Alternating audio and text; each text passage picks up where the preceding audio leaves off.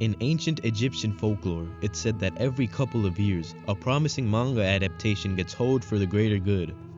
It predicted the downfall of Tokyo Ghoul, Promised Neverland, and more recently, Sakamoto Days. So what happens when a great manga gets a shitty-ass adaptation? Outrage.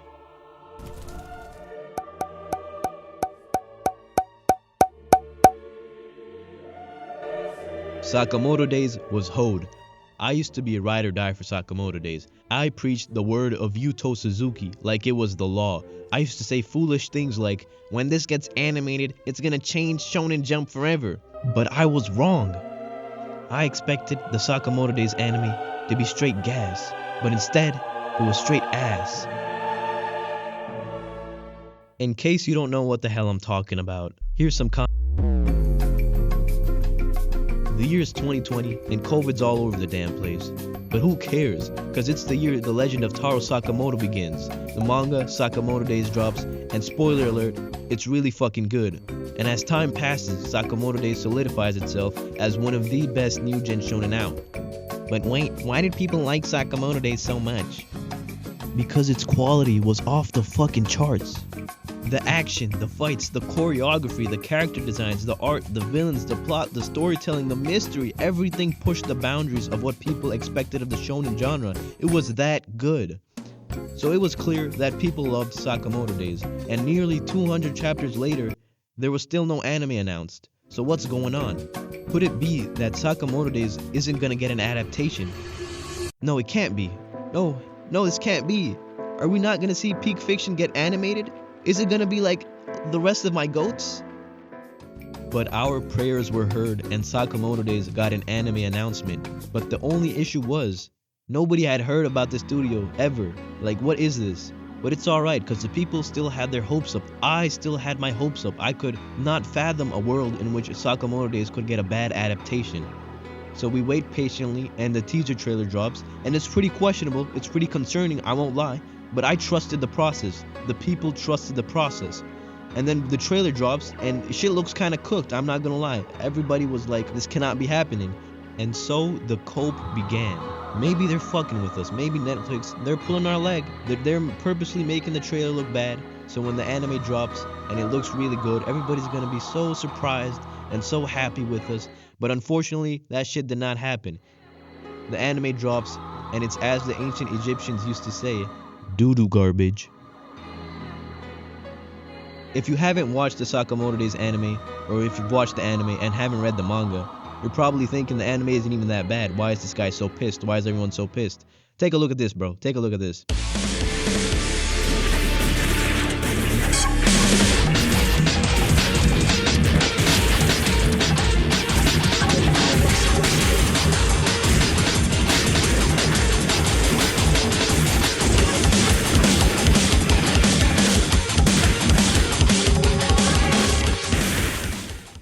That's what people expected, and this is what the fuck we got.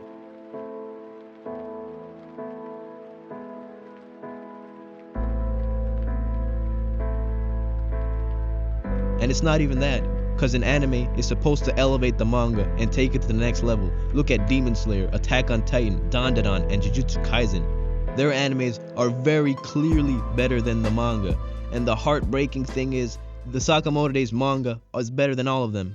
I don't think anybody even wanted the Sakamoto Days manga to have, the greatest animation the world has ever seen. I don't think anyone wanted to have Jujutsu Kaisen level of fuckery going on.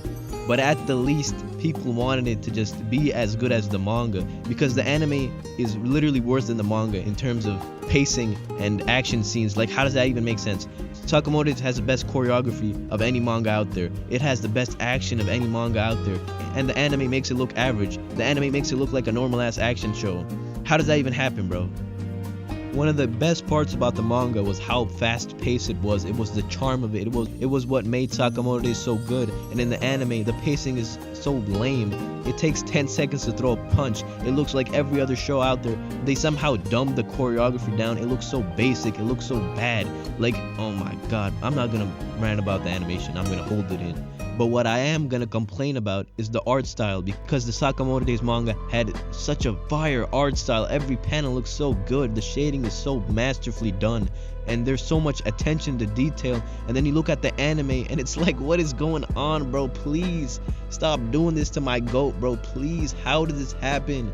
Look at what they did to everybody. Look at what they did to Takamura, bro. Look at what they did.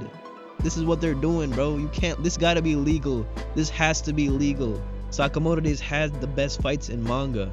Little dialogue, insane creativity, and the choreography is well thought out and smooth. But the anime is the exact opposite of that. It's static, it has no creative direction, and the animation is mid. And to make matters worse, the art direction is stupid. If you haven't read the manga and are enjoying the anime, bro, please read the manga. Go read the manga right now. It's gonna change your life. That shit is beautiful. The manga is beautiful. Yuto Suzuki is my king. So it's been very clearly established that the anime is ass, but who's to blame? Is it Netflix? Is it TMS Productions? Maybe it's both, but what if it's our unrealistic expectations? To say that the standard for animation hasn't skyrocketed would be lying, cause it has.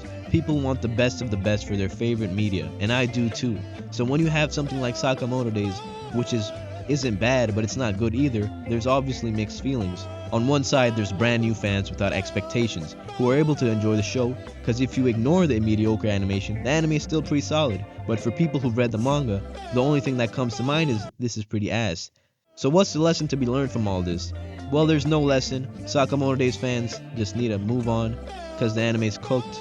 And yeah, that's it. Thank you for listening to my rant, whatever you want to call it. Osagiri is still my queen. And yeah, that's all. Thank you. I have to pee.